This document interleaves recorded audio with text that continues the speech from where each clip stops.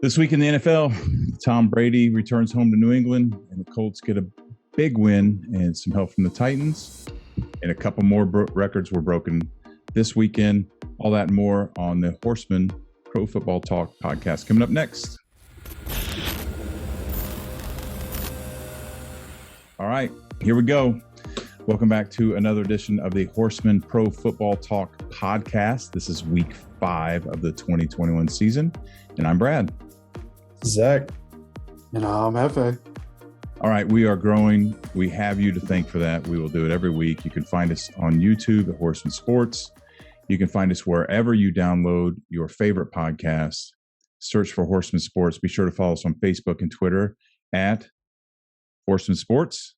Also, you can also catch our show Thursday afternoons at 4 p.m. Eastern Standard Time on WUBI Radio. More information on that at WUBI.live. If you are watching this on YouTube, make sure you hit the subscribe button down below and the bell icon so you never miss an update. If you are listening on your favorite podcast platform, head on over to YouTube and help us out there. We appreciate the support. I want to thank you for our growth and helping us get the word out. Please share. Please keep sharing your favorite podcast episodes with your friends and who? Your grandma. Your grandma. Okay. I was going to start with there were no records yesterday, but there actually were some records broken yesterday. There were quite a bit of them. So 2 weeks in a row. I mean, I know there's records broken every weekend, but there's some significant records being broken here early in the season. First of all, congratulations to Ben Roethlisberger for passing Dan Marino for all-time passing yards. I think Roethlisberger moved into 5th? 6th all-time. 6th all-time. Okay. The guy's struggling, probably not going to play next year. It's nice to get a record in your last year, kind of go out like that. So congratulations to Big Ben. And then in the same game, Aaron Rodgers tied Dan Marino for career touchdown passes with 420.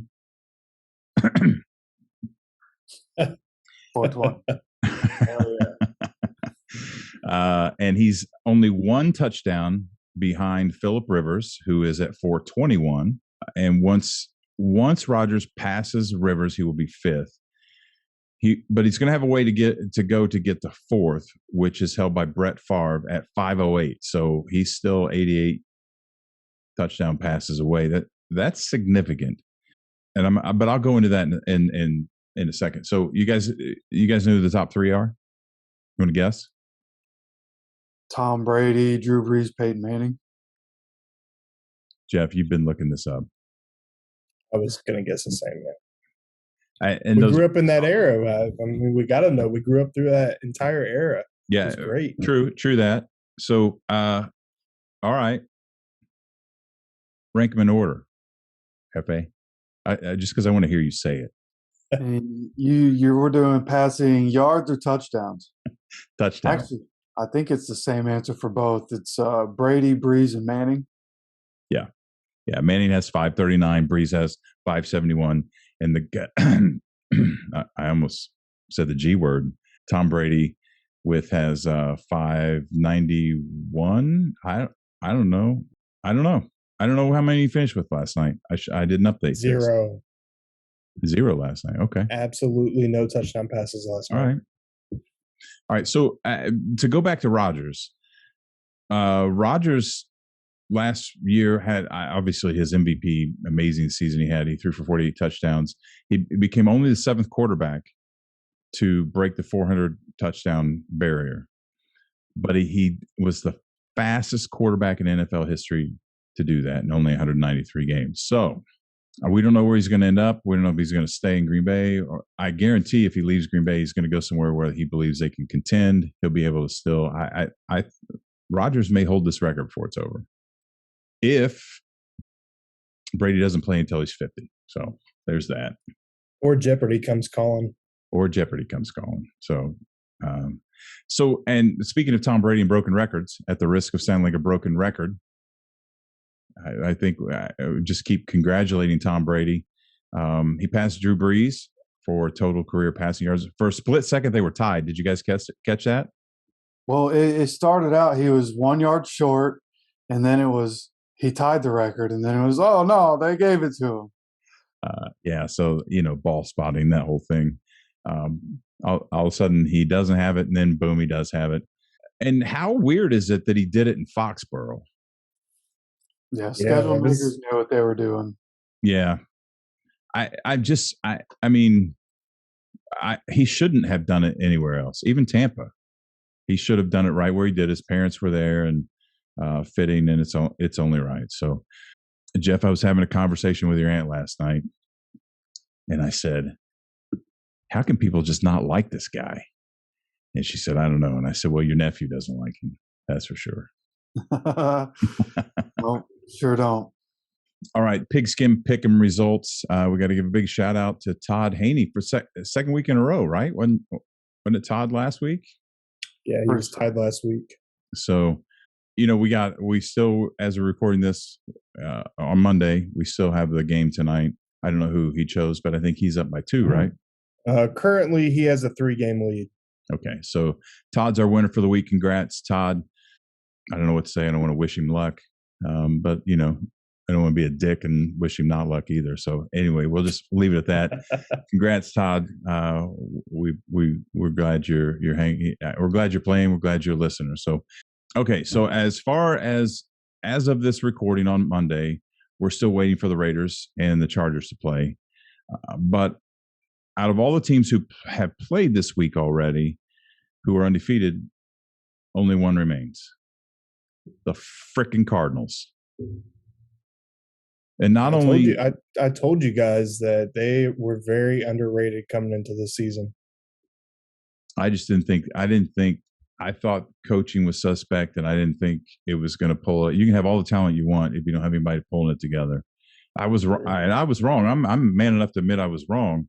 Well, it's still early. It's only week 4. Yeah, but they beat the friggin' Rams. Yeah, made it look good. Made it look good while they did it too. Yeah, for sure. So we'll see what they got. All right. So anyway, first game is Rams and Seahawks. Speaking of NFC West. And I don't know about this game, man. Sunday morning, I would have said this was a lock. I still like the Rams. I did not expect the Seahawks to beat the 49ers.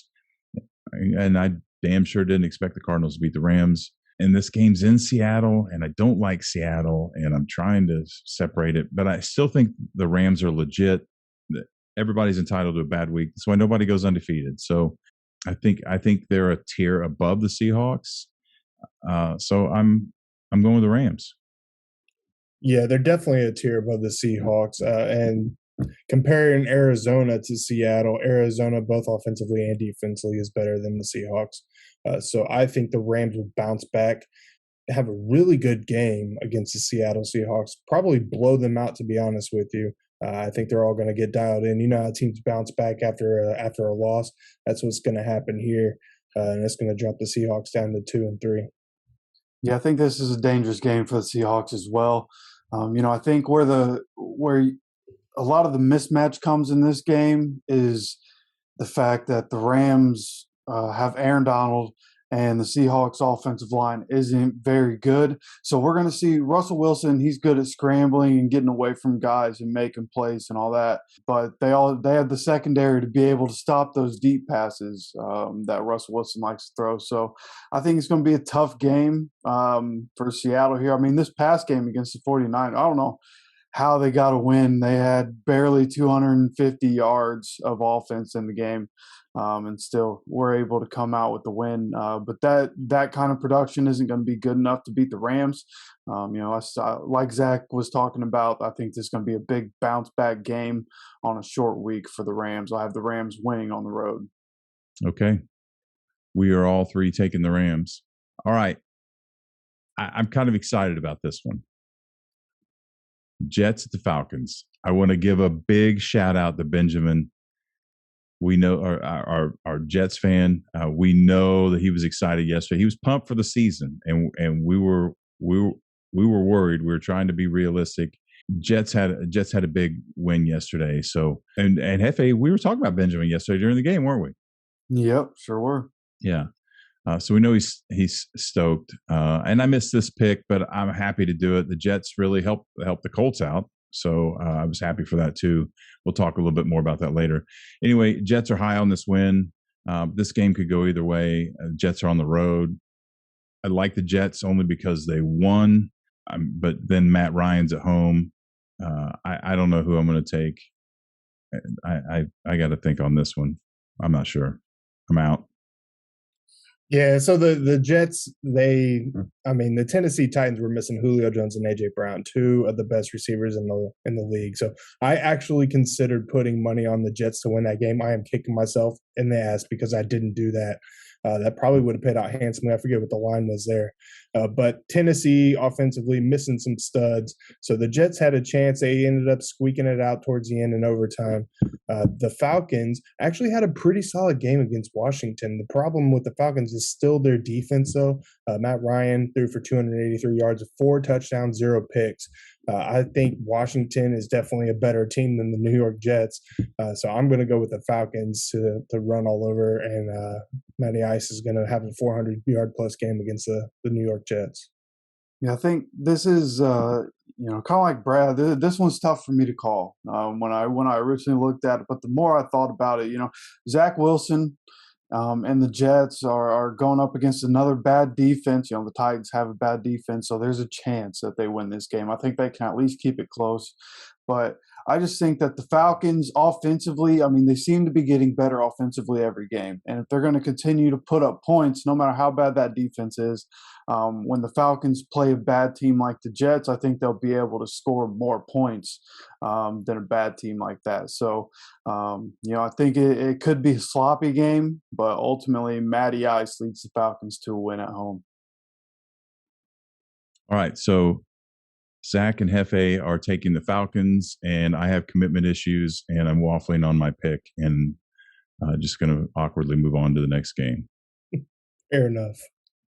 I will, I'll probably go with the home team before it's all said and done, but I haven't committed yet. All right, Packers at Bengals. Let's start this out and let's give credit where credit is due. The Bengals are tied for first in the AFC North. They're 3-1.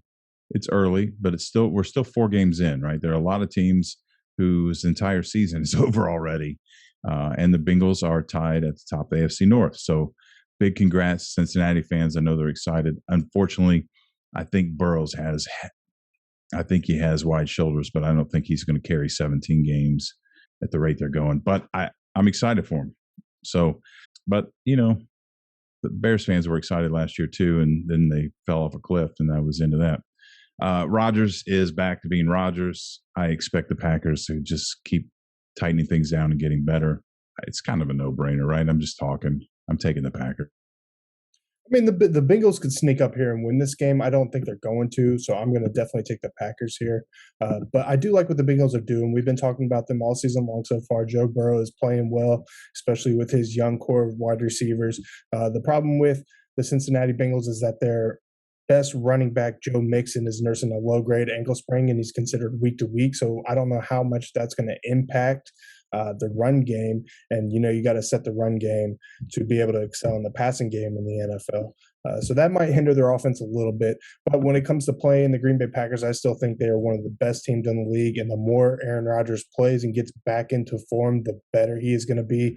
He finished last week's game against the Steelers with 248 yards, 2 touchdowns, 0 interceptions.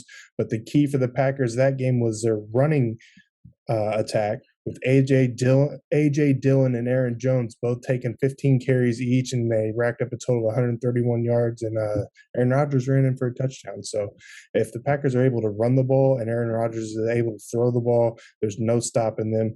So I'm taking the Pack in this game. Initially, just like you guys, the initial thought is take the Packers, of course. Especially because of the Joe Mixon thing. The Joe Mixon thing does make me nervous. But look, you have Joe Burrow. I think they're going to have T. Higgins back in the offense this week with Jamar Chase. And you're not going to say what I think you're going to say, are you, Hefe? Well, just hear my case, okay? All right.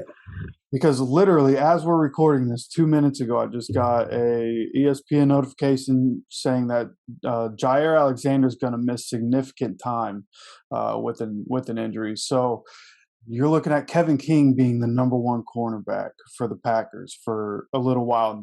Their defense is already a little suspect when you take the best player on that defense out. Darnell Savage also could be out a period of time. We'll have to see about that with their starting safety. I think Joe Burrow, at least for a week, if Joe Mixon, like Zach said, is week to week, hopefully he only has to miss a week, right? Hopefully Joe Burrow, I think he can do enough in the pass game, throw it 40, 45, 50 times with the weapons that he has. And I think that they can upset the Packers here and win at home. No way. Now Hefe, you said, I think, are you committing? I think the Bengals will win this weekend. That's right. Hefe, are you taking the Bengals in your pigskin pick'em? Yep. Yeah. Like I said earlier, when I originally went through these games and did my picks, I picked the Packers. But with the notification coming in right as we were about to talk about this team, I don't trust that defense at all without Jair Alexander. And I think Joe Burrow and that offense are good enough in the pass game to expose him. Okay. Man, can you imagine the confidence boost for the Cincinnati Bengals if they win this game? It's the kind of thing that changes seasons, man. We've talked about that a lot, and it would it could suddenly just create a miracle run, and they could find themselves in the playoffs and winning this a bit. I mean, it would be that kind of a boost. It'd be fun to see. I mean, I don't necessarily. I know you're a Packers fan. You don't want to see it at the expense of the Packers, but it's fun to see things like that happen.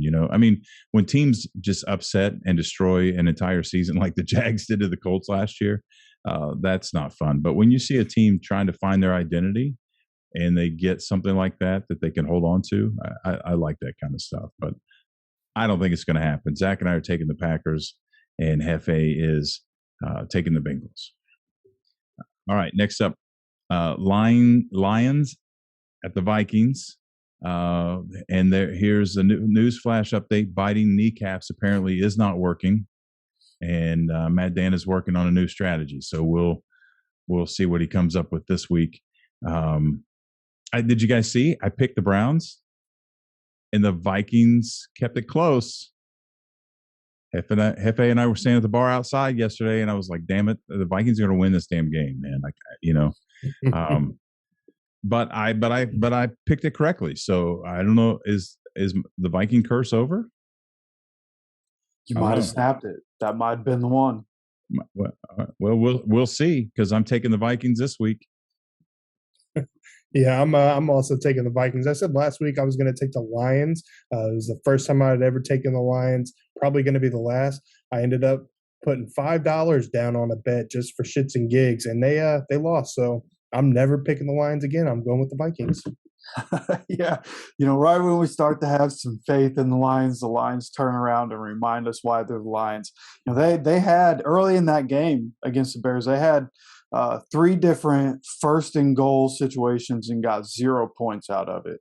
And I mean, you can't win with that formula. You got to do better as an offense. So, the Lions defense just lost their best pass rusher, put him on the IR. So there's no way they're going to disturb Kirk Cousins, who outside of the Browns game, Browns have very good defense. The Lions defense is not the Browns defense. Kirk Cousins is going to dice this team up. Dalvin Cook probably going to have a huge day, and the Vikings are going to roll all over the Lions in this one. Yeah, and I would say that I would give my little we're all three taking the Vikings, and you should too, with the exception that it's an interdivision game.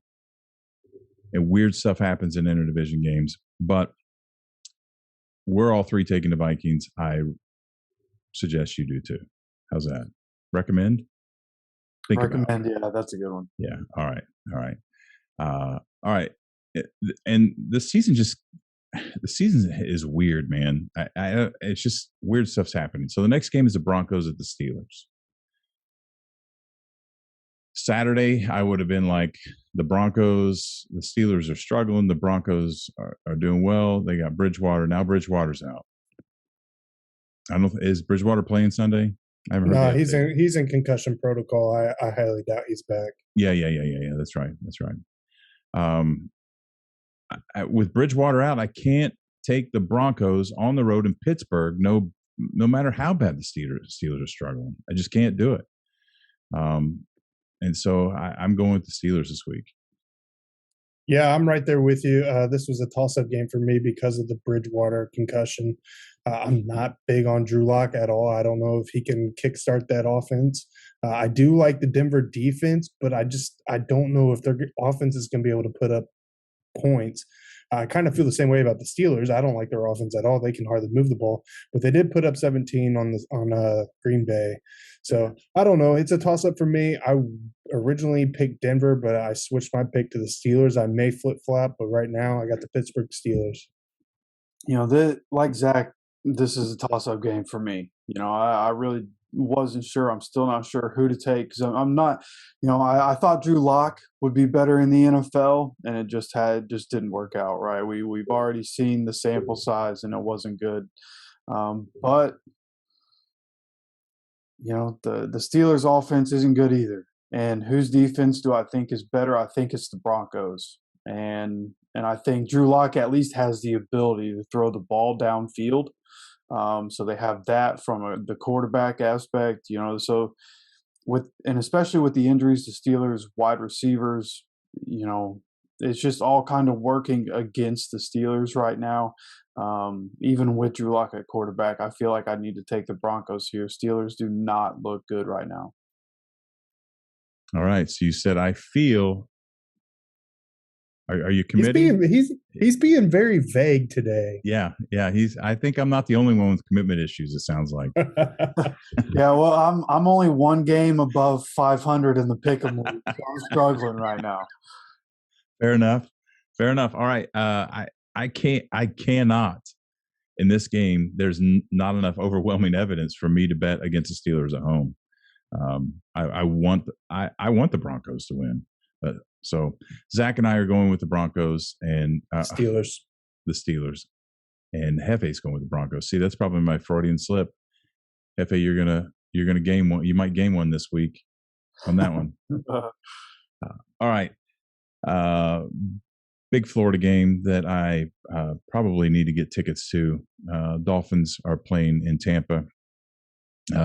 Which, by the way, the Colts were in Miami yesterday, and I forgot all about it. It's been 4 years since we've been to that game when we went out to see the Colts and the Dolphins play. I can't. Time's just flying by. But yesterday morning, I was like, "Oh shit, I was going to go to this game." So I don't know if I'm going to get up to see the Dolphins Bucks or not. Anyway, Dolphins are in trouble. Dolphins are in real trouble. Brissett isn't getting it done, and I'm not sure Tua is going to do any better than Brissett's doing. I think Brissett's probably doing about as well as he can do. He's going to start again this week. Tua's still out with a rib injury. He's slated to be back October 17th against the Jaguars, which at first I was like, why would you bring him back against the Jags? Why wouldn't you let him rest? Well, because this guy needs snaps. And what better time to bring him back again than against the Jags, kind of like a regular season preseason game. So I don't know. On the other hand, I just don't think Tua is it. This feeling is getting stronger and stronger. I got real bad vibes about him and this offense. It's looking like Flores just made a huge mistake midseason last year, and it just keeps getting bigger. They're in Tampa. There's no chance. I'm taking the Bucks. Yeah, we've been talking about the Tua thing ever since the swap last season when they pulled Fitzpatrick out. I don't know. Nobody really knows other than people in the Miami Dolphins organization where that decision came from. I personally believe it came from the front office. Tua's your young guy that everybody knows. He's going to sell you tickets, so you make that switch there. But yeah, it is completely backfiring. I know he's injured right now, but even before he got injured, he was not the guy to get it done last season. He wasn't the guy starting this season off. Jacoby Brissett's he's a good backup quarterback. He was great for the Indianapolis. He's just not a starter, and this offense looks very poor. The biggest surprise this year for the Miami Dolphins is how poorly their defense has been playing. Last year, they were one of the better defenses in the league. This year, they're not getting it done. It's definitely not going to happen against the Tampa Bay Buccaneers. So I'm going Bucs all day, along with 97% of everybody else in the Pigskin Pick'em. Yeah, I mean, and look, we just saw when the Bucs played the Pats. The Pats were able to keep it close, and but that's Bill Belichick scheming up for a quarterback that he knows very well. And it's a copycat league, and you have to assume that there are going to be defenses that the Buccaneers are playing this year that are going to take this and that, whatever it was, getting pressure on Tom Brady and throwing Tom Brady and that offense off. But defenses need the talent to be able to execute that. I don't think the Dolphins have that talent outside of Xavier Howard and Byron Jones. And so it's going to be a long day for the Dolphins here. I don't think this game's going to be close. Yeah, I like your term long day. I think it is going to be a really, really long day. So we are all three taking Tampa and taking the Bucs, and you should too.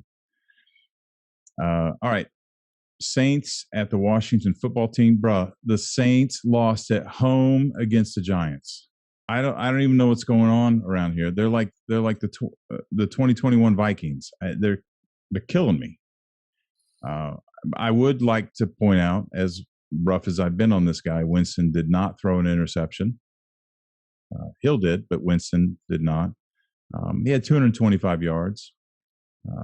Kamara had a big day, but it wasn't enough. They're going to have to do better. And I mean, I think the Saints are better overall than Washington, but they're in Washington, and the Giants. I don't even know. I think I'm going to take the Saints, but I wouldn't be surprised if Washington pulls off this upset, and then I'm kicking myself for taking the Saints. Yeah, I'm sitting here going over the stat line, and it doesn't even. I didn't get to watch the game, so I don't know, and I haven't had an opportunity to check on it. But just looking at the offensive stats, it doesn't look like the Saints should have lost that game. I know Daniel Jones threw for 400 yards, but he only had 2 touchdowns and 1 interception. The Giants only had 83 yards on the ground. So I'm not real sure what happened there. I guess it's just a matter of not punching the ball in the end zone, which you can't do. Obviously, we know that as Colts fans. But on the flip side with Washington, they're looking good. Heineke's playing great. So I think with the struggles the New Orleans Saints offense is having and the struggles their defense are currently having, I'm going to go with Washington. I think the Washington football team is the underdogs here, so I'm rolling with them. It's interesting, a home team being an underdog. I just don't. I don't know about either of these teams right now. Both these teams have been so inconsistent so far. So the way I broke it down is that, for no football reason at all, I'm picking the Saints because every other week the Saints are good and they win. Every other week they suck and they lose. In Washington, every other week they've been good and they win, and every other week they look bad and they lose. So one coming off a loss, one coming off a win. They're going to flip-flop this week. The Saints are going to beat Washington. That's a good way to do it. Like Christmas tree in your SAT test. Okay. So I think I'm taking the Saints. Hefe's taking the Saints, and Zach's taking Washington.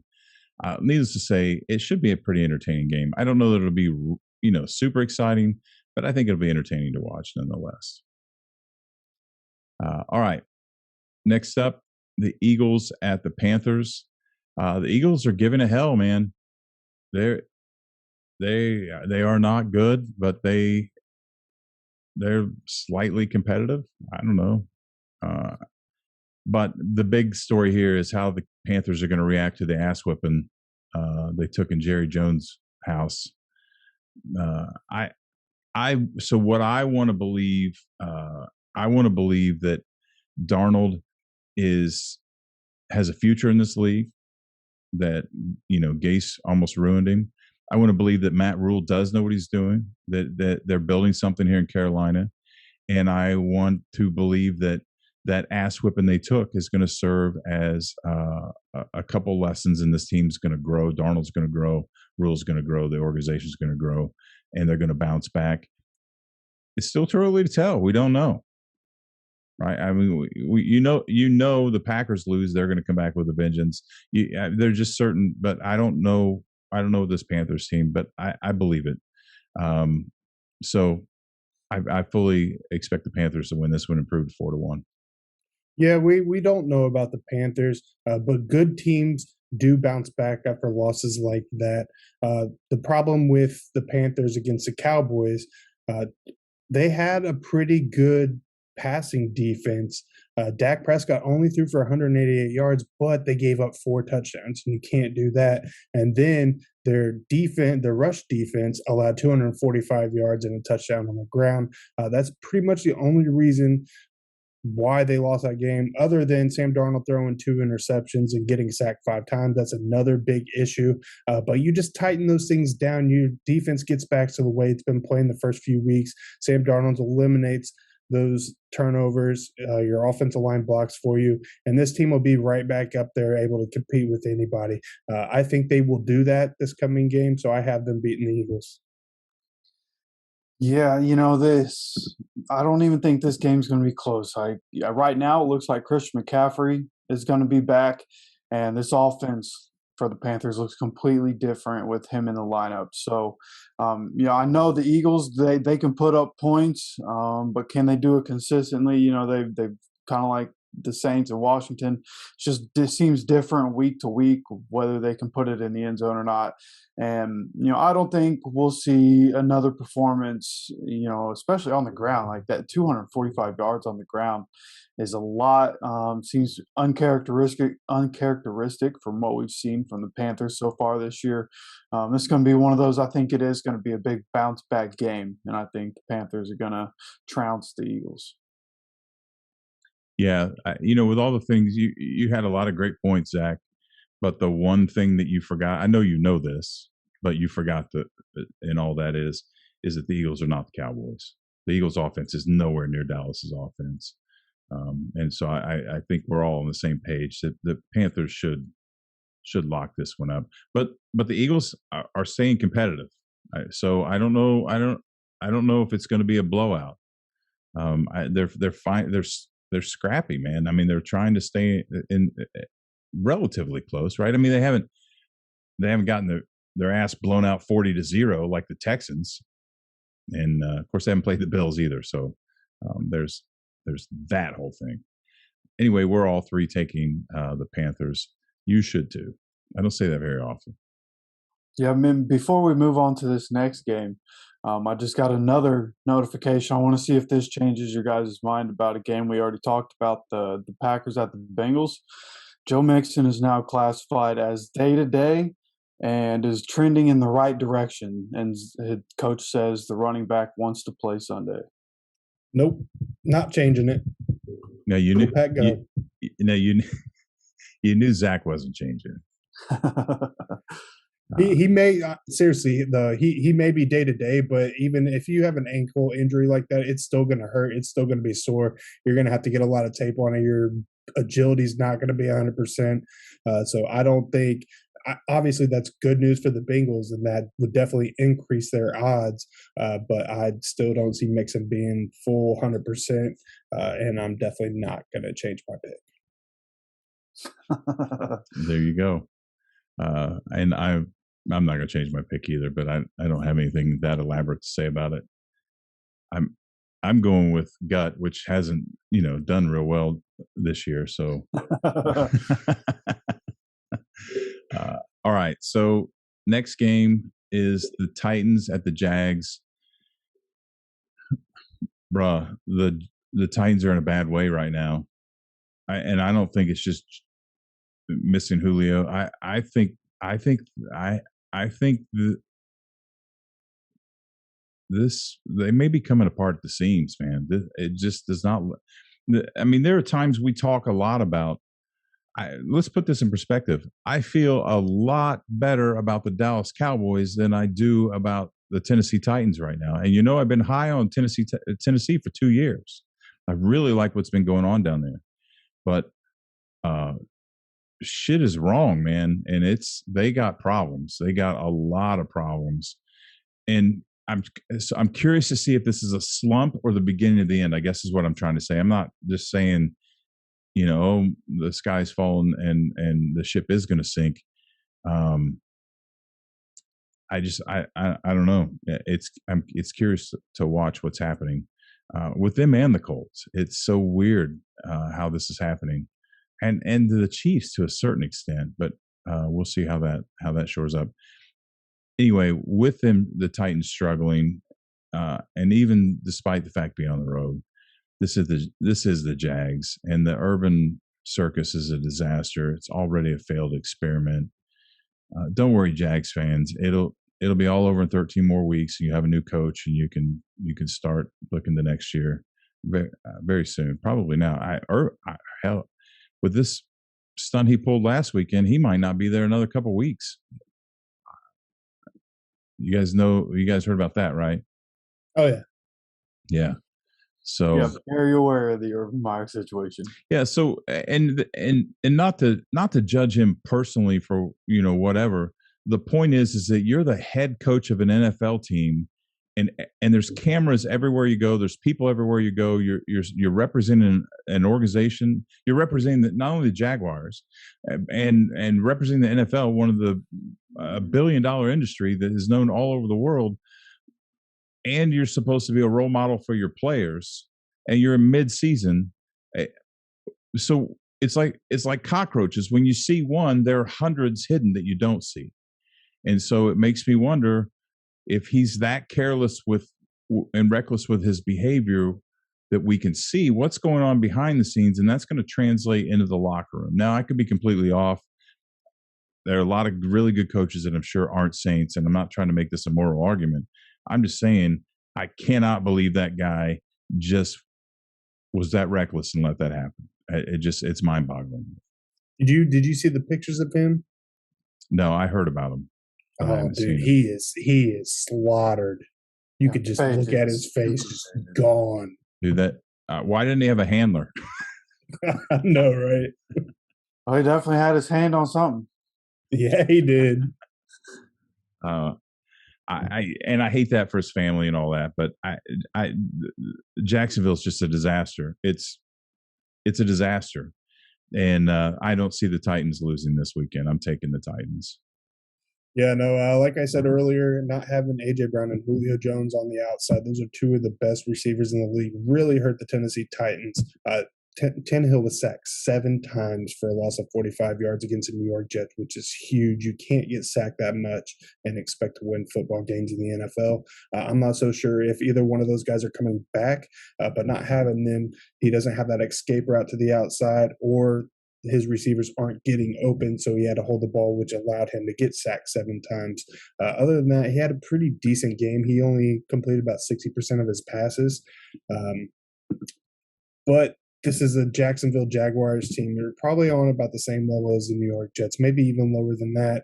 I think the Titans will bounce back. They'll be able to adjust, even if Julio Jones and A.J. Brown are out, which I'm sure Hefe knows more about the injury report than I do, and he'll get into that. But, yeah, so I'm going to go with the Tennessee Titans to beat the Jaguars. However, I will be praying to the sweet baby football gods that the Jacksonville Jaguars can beat the Tennessee Titans for the Indianapolis Colts' sake.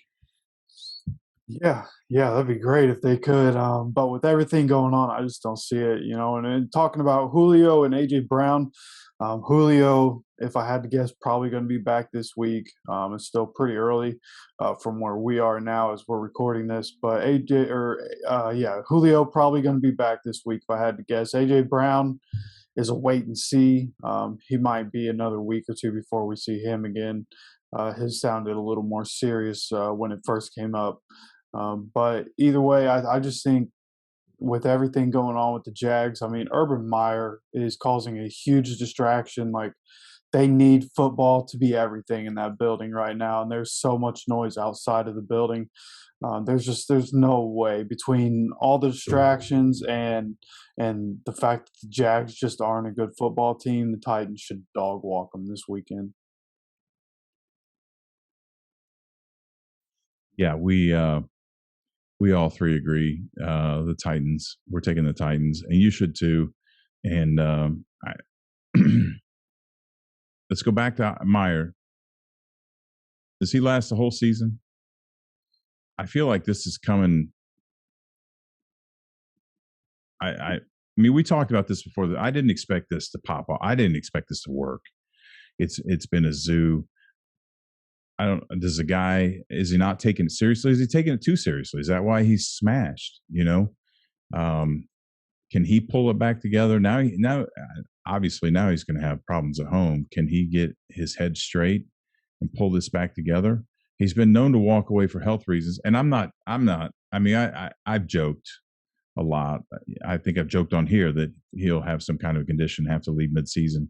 But those are just jokes. But he has walked away before, and I don't know. I don't know. Is his family life going to be enough? Is he going to walk out of here? Is he going to make it to the end of the season? I don't.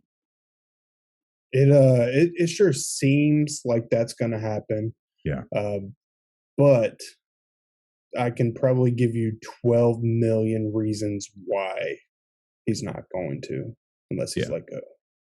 Well, and I mean, even more than that, because, when Urban came in with him and Shad Khan's relationship, like they made new training facilities. Like they spent like $130 million in renovations to the different equipment in the facilities around there after Urban requested it to happen. So, for them to can Urban during the season would be a pretty big move. Good point. And they're not exactly good at making executive decisions, obviously. But there still is the whole Meyer may just walk. He may just get tired of it. He may just be like, I'm done. I'm out. So anyway, as much as we like any AFC South team to be down, and as much as we like to make fun of Jags and Jags fans, I hate it for the Jags fans. I mean, I like to see teams competitive, and they deserve better. Maybe. I'm good. Keep Urban. All right. Next game is Patriots at Texans. Mac Jones. Who? I haven't got your mom saying that. Mac Jones is getting better.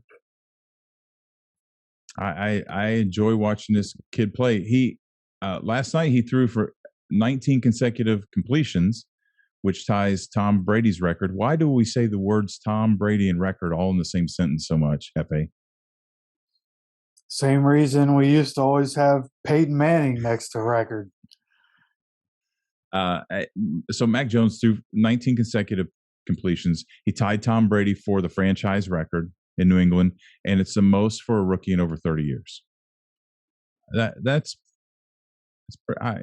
got to give the guy some credit. So, and of course the Texans, oh my gosh, they were embarrassed yesterday. Holy bejesus.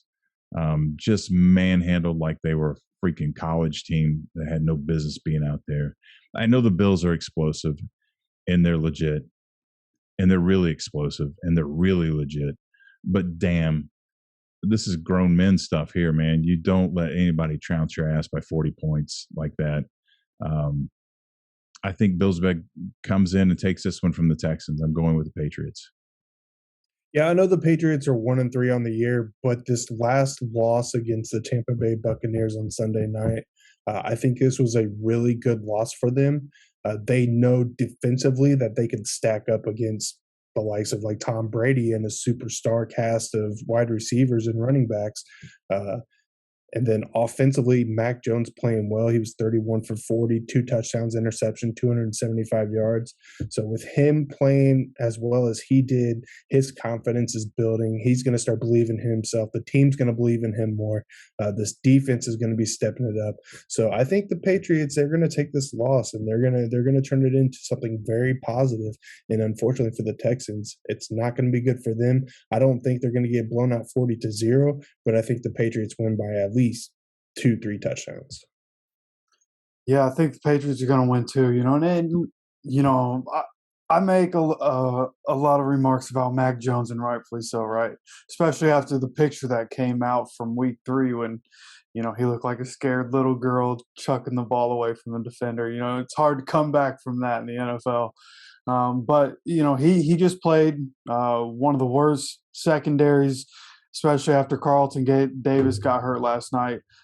He's going up against another poor secondary, so he's probably going to have another pretty good showing here, I would assume. And I just don't see the Texans even coming close. Davis Mills is certainly not the answer. They were able to put him in the lineup and figure out pretty quickly in his career that he is not the quarterback for the future. So, they're going to need Tyrod back, but it's not happening this week. So Patriots are going to annihilate the Texans, in my opinion. All right. We're all three taking the Patriots, and you should too. I think that's the third time I've said that today. All right. Next up, Bears at the Raiders. We haven't seen the Raiders play yet. They're playing the Chargers tonight as we're recording this. So if you're listening, then later in the week, and if you're listening to this later in the week and the Raiders got blown out by 40 on Monday night, please remember we don't know that right now. I'm, we had an issue before. That's what I'm saying. just a slight little issue. Yeah, it doesn't matter. It's all good. It worked out. Yeah, I'm just being stupid. Chucky gets another notch on his belt this week. The Bears don't have a chance. What are the odds on who?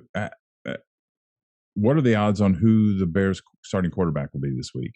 Do we know? Have they added any quarterbacks this week? I mean, I need to know that first. We're still picking up quarterbacks, or how are we? Nagy's good with the 7 or 8 quarterbacks he has, or I don't know. Matt Nagy has reconfirmed that when healthy, Andy Dalton will be the starter this week. Probably this week, yeah. That guy has got to go. He's got to go. Anyway, the Bears don't have a chance. The Raiders, it doesn't matter what they do tonight. The Raiders are going to roll on this one. I agree. I think the Matt Nagy hot seat is as hot as it's going to get.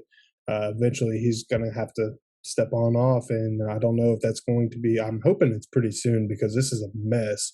The quarterback controversy. It's every single year. It's with the Chicago Bears. There's a quarterback controversy. I don't really understand it.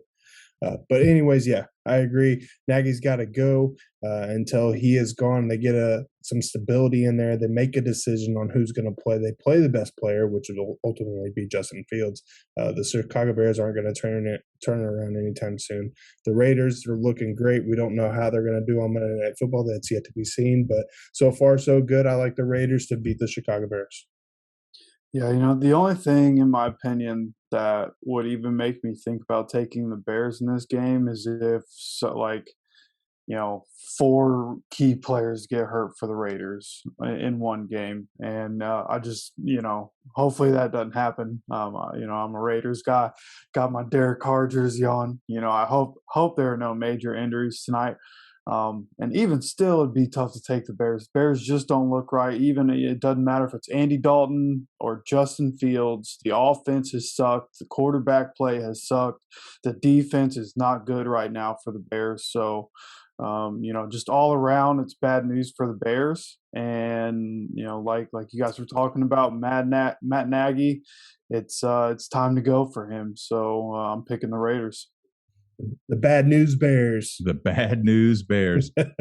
And Hefe, you forgot one. I mean, Foles is on this chart too, and he's in this discussion. This is why I've said it for 2 years. This is why Matt Nagy's on the hot seat. He can't commit Sounds like you and Hefe during these picks. Hey! Don't use my words against me. That's not allowed.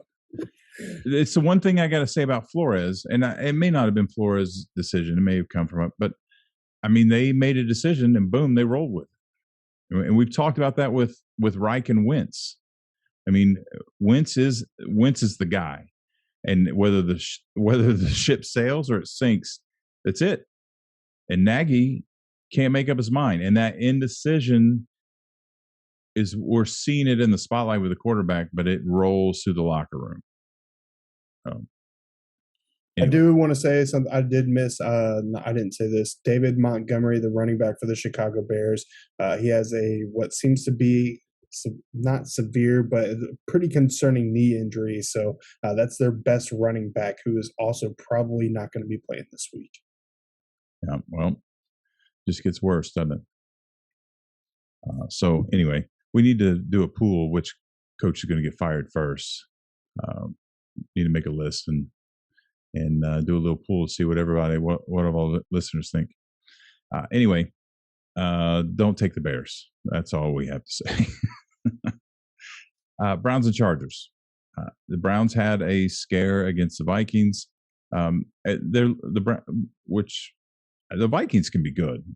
We've been waiting for them to do that for 2 years, and everybody can have an off day or not match up well. All good. The Browns are legit, but the Chargers are not slacking. I don't think they're as good as the Browns personally, but they're certainly at home. They're certainly good enough. So we're recording on Monday afternoon. We don't know what the Chargers are doing with the Raiders. Big AFC West matchup tonight, or tonight as we're recording this, not tonight as you're listening to that. Just make sure we don't have any confusion. But I'm going to take the home team this week. I think the Browns are better, but the Chargers are capable. They're at home. It's a close matchup. I like Herbert, and I'm taking the Chargers. Yeah, Baker Mayfield had a pretty rough game last Sunday. He was 15 for 33, only 155 yards, 0 touchdowns, 0 interceptions. So they relied on their ground attack, and they have Nick Chubb and Kareem Hunt to do that. The Los Angeles Chargers has one of the worst rushing defenses in the league. So the Browns are going to be able to run all over them. If Baker Mayfield is able to play a little bit better, I think the Browns will be able to have that chance to win. Their defense is definitely going to have to step up because Justin Herbert is that guy right now. So I think this is going to be a really good game, a really fun game to watch. I'm really not sure who to choose, but because I like what the Browns are doing and I think they have that momentum and that swagger behind them right now, I'm going to go with Cleveland. Now, this is one of 3 powerhouse matchups in the AFC this week. There are 3 really good games for the AFC this week, and I think this one's going to be fun to watch. And I'm somebody who usually rides with the Browns, but they haven't. Their offense hasn't looked as explosive as I thought it would be, especially without Juice there. Like right when you get OBJ back, Juice is out of the lineup. Like I think when they get that added piece back and they're all healthy and together again, they're going to be, what we thought they were. But, at least so far, their defense has made it to where they don't have to be the most explosive offense in the NFL, which is why it's so tough to pick this game. But like you guys were talking about, Justin Herbert is just that guy, right? He's the good quarterbacks are matchup proof. They can make it happen whenever. Mike Williams looks like a star this year, which is great for them. I thought in the offseason that they were crazy for not going and getting somebody. I thought they would have been somebody that would have reached out trying to get Julio, right? But they have Keenan Allen and Mike Williams and Jared Cook and Austin Eckler. Like they're so good, and their defense is good. They just I know Kenneth Murray is out, the rookie linebacker. He's really good.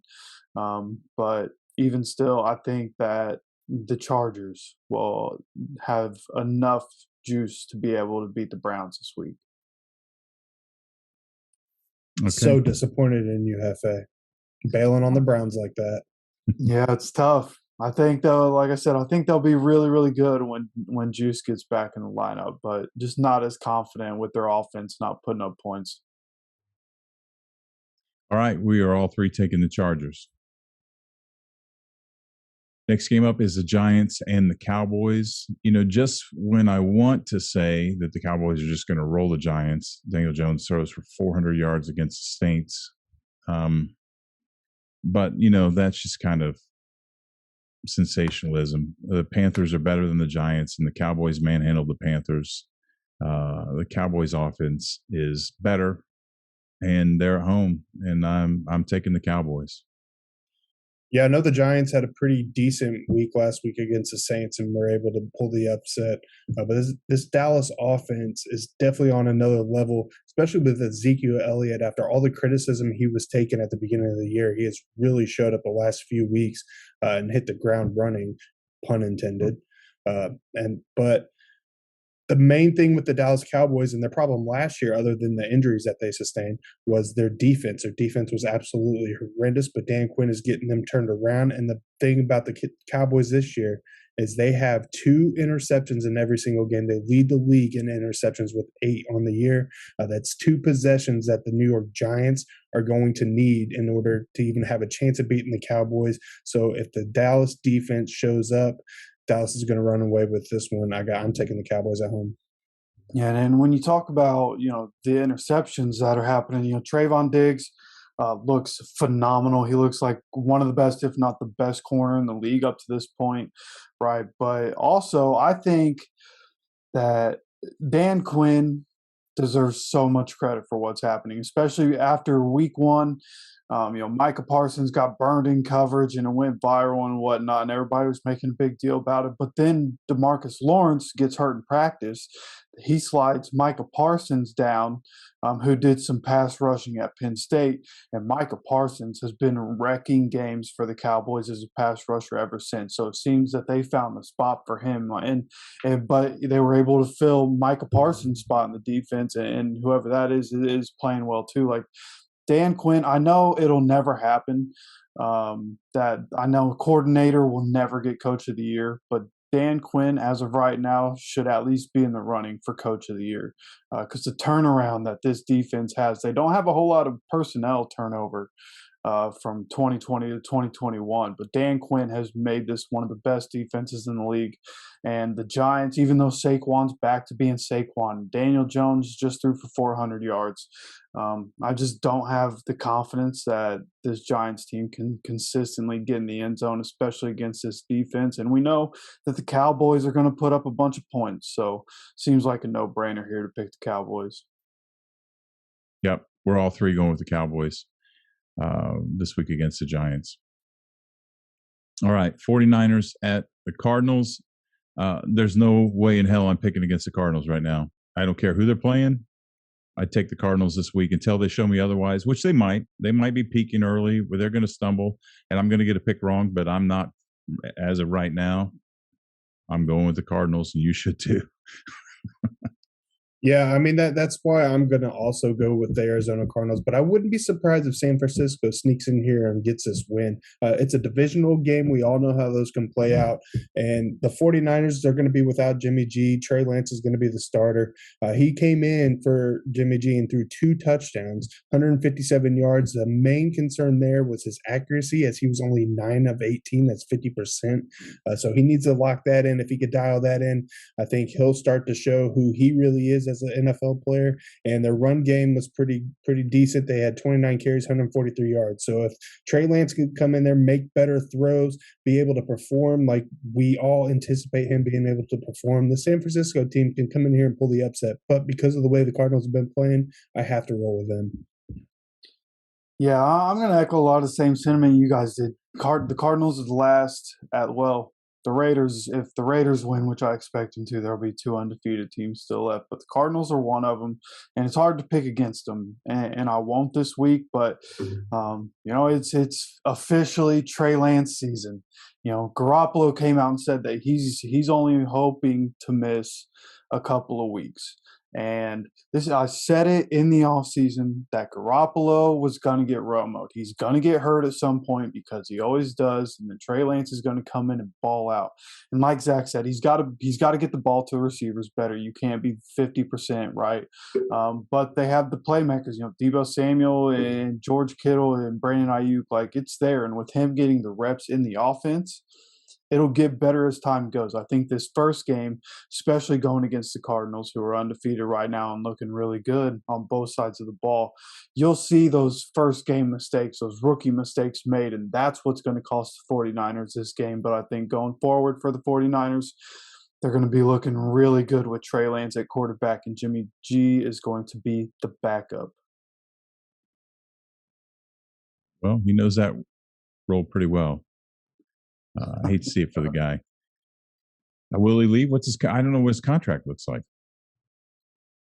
He got a pretty big contract. I don't remember the numbers for it or how long he's been. I think he's 3 years into his contract, so he could be in a situation where maybe he's going into last year and he can opt out, or the team can opt out, or there's no guaranteed money so they can trade him somewhere maybe.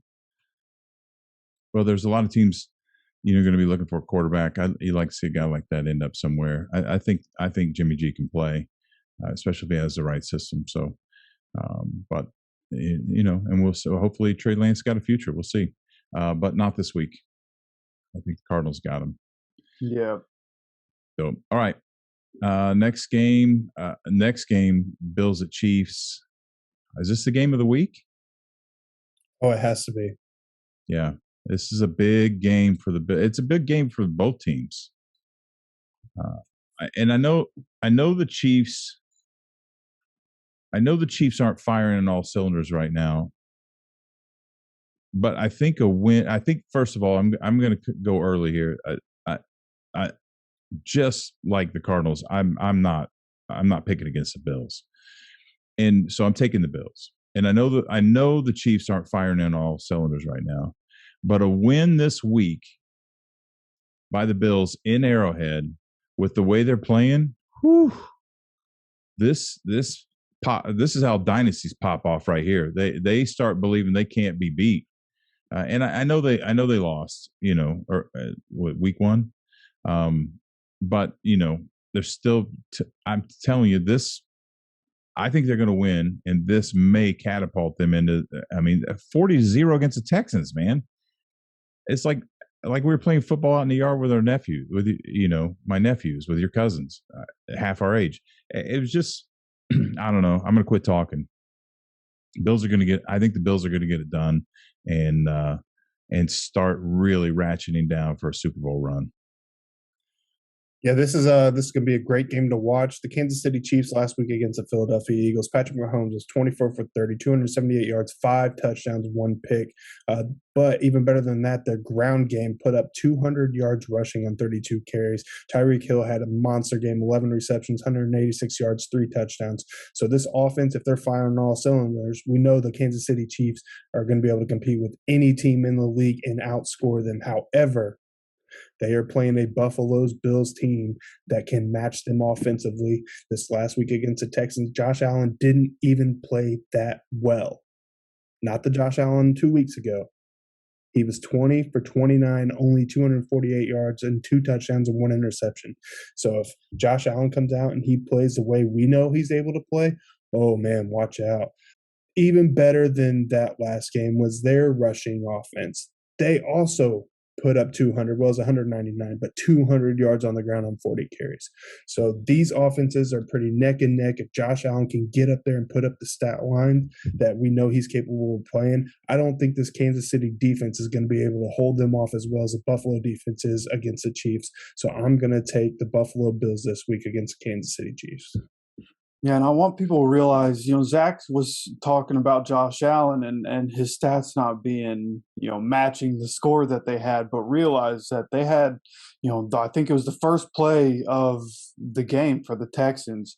It was rainy, and when Davis Mills dropped back to pass, the ball fell out of his hand. They had it in the red zone already. He threw 4 interceptions. Like, there just wasn't a whole lot of field for Josh Allen to cover. They just put the ball in the end zone. So, the Chiefs aren't going to turn the ball over. I think we'll see Josh Allen turn back into MVP Josh Allen and have huge numbers. Patrick Mahomes also probably going to have a huge day here. What this one comes down to for me, because these offenses are both so explosive, is the fact that the Chiefs defense is just not good right now. Everybody's hanging up a bunch of points on them. The Bills in the last 3 games are outscoring their opponents 118-16. And while those opponents have not been to the level of what the Chiefs are, that's still, when you shut two teams out in the NFL in 3 weeks, that's pretty goddamn impressive, right? So, it's hard to go against the Bills, and I'm not doing it. I think they're going to win on the road. Hey, Zach, I missed who you said you were picking. I'm taking the Buffalo Bills to beat the Kansas City Chiefs. All right. Well, we are all three taking the Bills. I'm not going to tell you should too, but the Bills are hot, man. They are just really freaking hot. Yeah, and when I was making my picks, I saw that the majority of people are taking the Chiefs in this game. That doesn't surprise me. But I think people who don't watch the game intently, like we do, and a lot of people who watch us and listen to us, I think a lot of people they get stuck in. They hear the Chiefs. They know the Chiefs have been in the Super Bowl. They won a Super Bowl. They were in the Super Bowl last year, and they get stuck in that. And the Bills haven't really crossed over that line to get in their heads, but they will. If they keep doing what they're doing right now is ridiculous. I don't know if they can keep it up. The odds say they're probably not going to. But that's what they said about the Bears in '85 too, and that was a freaking. This is what this reminds me of. I mean, they're just dominating right now. All right, next game: Colts and the Ravens. The Colts find their way back to Monday Night Football after a big road win in Miami. I picked the Dolphins, but I was happy. I'm happy to miss this one. I mean, I don't mean to discredit it. I don't mean to discredit the Colts with this win because they certainly needed it, and a win is a win. And it wasn't an easy win, but it was with a struggling Dolphins team.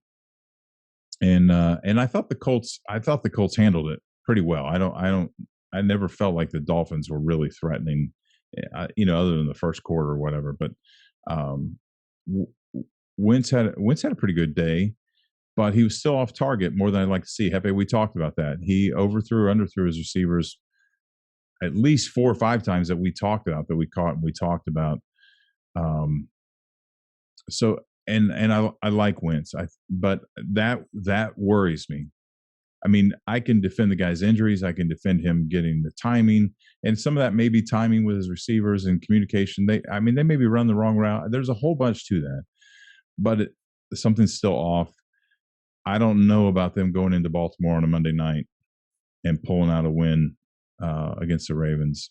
I'm taking the Ravens, but I'll be happy to miss this one too. Yeah, I'm going to kind of echo the same thing you said. I was actually having a conversation with my coworker earlier on our drive to where we headed this week.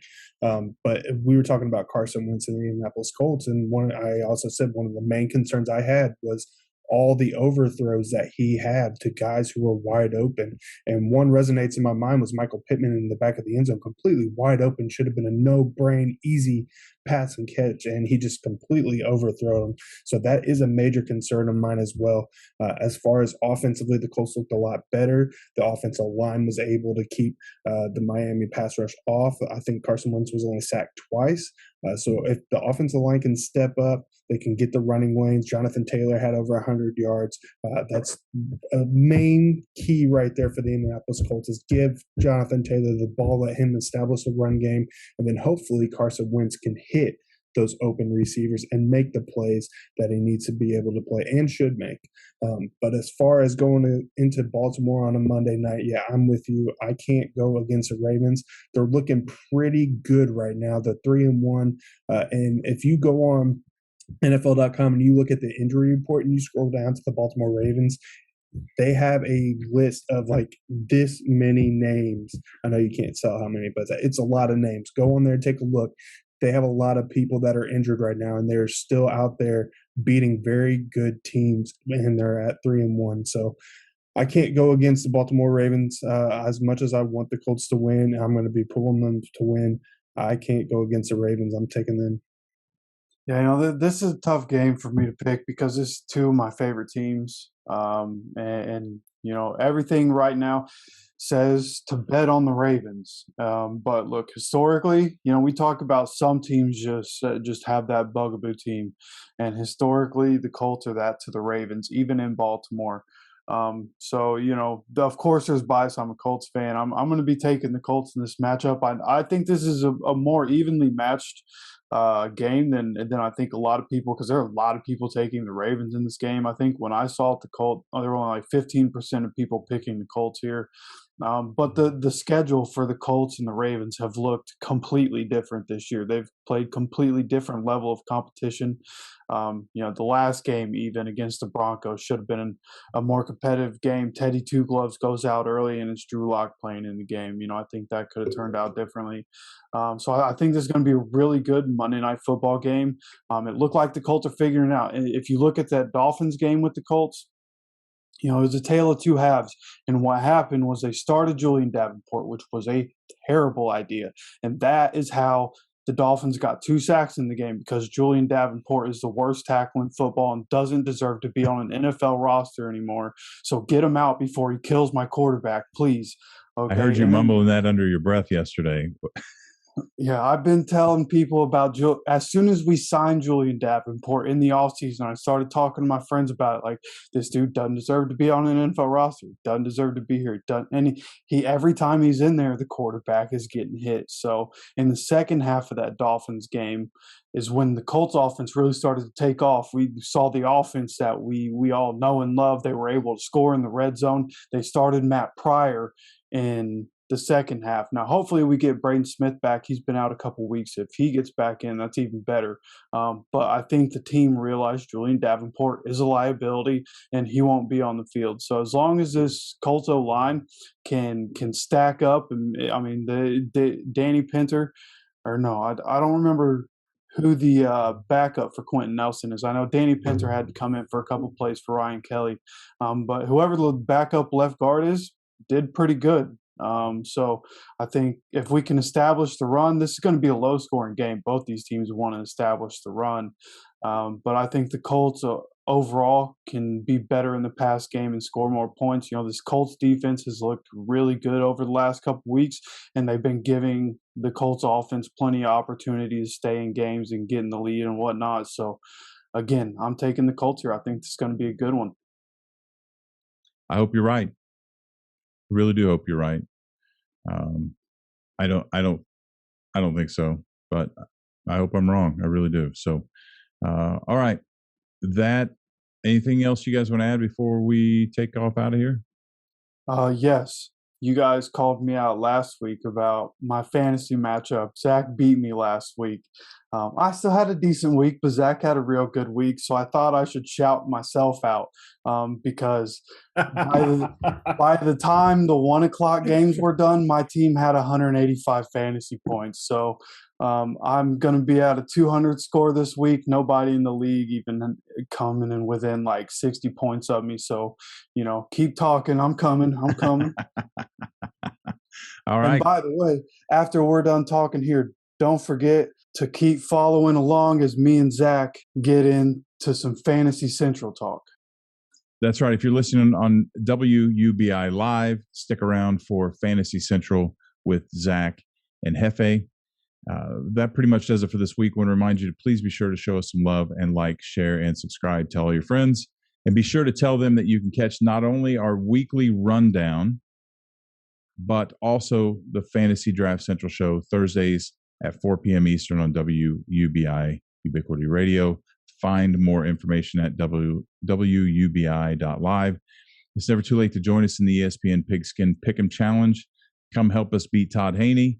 Find the link pinned at the top of our Facebook and Twitter pages at Horsemen Sports, or just search for Horsemen Sports on the ESPN Pick'em site. And we'll announce weekly winners each week on the show. And if you're not very good, please join, because Hefe would like to beat up on somebody in the Pigskin Pick'em to get his confidence back. He's got it back with fantasy, but he needs to get it back with his Pigskin Pick'em. And of course, we will all see you back here again next week for week 6. Until then, thanks for joining us. Deuces.